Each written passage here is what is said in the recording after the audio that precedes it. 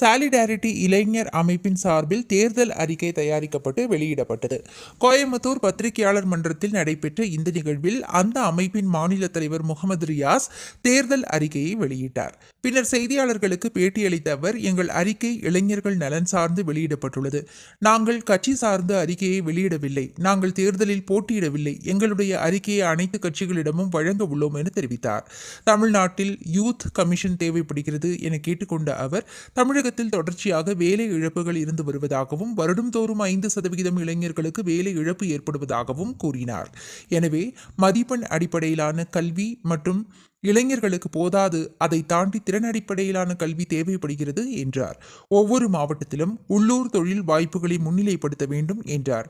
ID தொழில்துறை சார்ந்து மற்றும் அனைத்தையும் நிறைவுபடுத்த முடியும் என்று அரசு நினைப்பதற்கு ஆட்சேபனை தெரிவிப்பதாகவும் கூறினார். அந்தந்த மாவட்டத்தில் உள்ள தொழில்துறை சார்ந்து யூத் ரிசோர்ஸ் சென்டர் உருவாக்கி அந்தந்த மாவட்ட இளைஞர்கள் அந்த மாவட்டத்திலேயே வேலைவாய்ப்புகளை பெறுவதற்கு வசதிகளை ஏற்படுத்தி கொடுக்க வேண்டும் என கேட்டுக்கொண்டார்.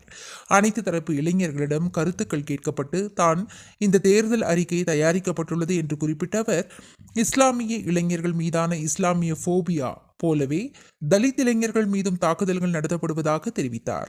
முதல்வர் அறிவித்த அறிவிப்புகள் எல்லாம் சட்ட ரீதியாக அமல்படுத்த வேண்டும் என்றார்.